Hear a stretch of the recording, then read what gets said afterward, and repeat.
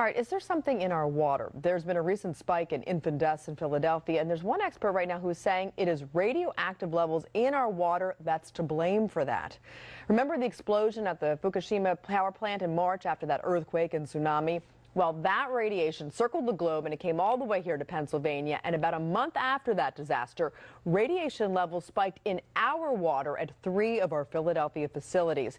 But there could be a bigger problem than just the water. Let's check in right now with Shawnette for the very latest on this one. Yeah, Karen, some people might call it a fluke. I actually think it's fascinating in the sense that it's something to think about because it is serious if this proves to be true. A local researcher says radiation from Japan combined with higher levels of iodine the EPA found in Philadelphia's water 2 months ago may be killing young babies here. We're reporting Joe Mangano's research not to alarm or cause panic, but to inform.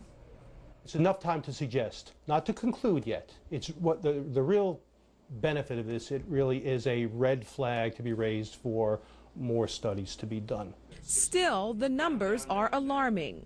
Number of infant deaths each week in Philadelphia has gone up 48%. Joseph Mangano is talking about a significant increase in infant deaths in Philadelphia. We've gone from average of 5 deaths per week to 7.5 deaths per week. And what's even more thought-provoking is what he's attributing the deaths to. Japan, there's a meltdown. The huge amounts of radiation comes out of the reactors into the air.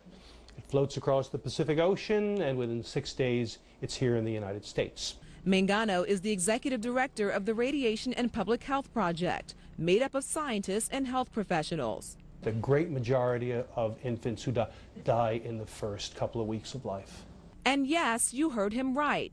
He believes radiation traveling from Japan to the U.S. by air we breathe, getting into the rain and our food, enters our bodies. And in this case, Mangano says it's affecting particularly pregnant women without them knowing, until their newborn suddenly dies. It goes through the placenta and into the fetus. And we know this is not something new. We know this from years ago from the atomic bomb test fallout. Where's the proof, you ask? Mangano looked at infant death data from the CDC, the Centers for Disease Control and Prevention. Here, it shows an average of 5 infant deaths a week in the 5 weeks leading up to the fallout in Japan. Then, for the 10 weeks after Japan, there was an average of 7.5. That's a 48% jump. During the same time period, the rate of infant deaths for the whole country jumped just 2.3%. So, why the huge disparity? Mangano points to significant rainfall and iodine. The EPA data showed us that the levels in drinking water in Philadelphia were the highest in the country. Out of the 7 highest readings, 5 were in Philadelphia. Is this a fluke? Is this just some other reason? Yeah. We'll see. But we can't rule out Japan. It's too distinct. So Mangano also looked at numbers for the same time period dating back 6 years. Karen, they showed a decline in infant deaths up until, as we said, this year. I just find it so scary. I remember when it happened, I didn't even want my kids to play outside.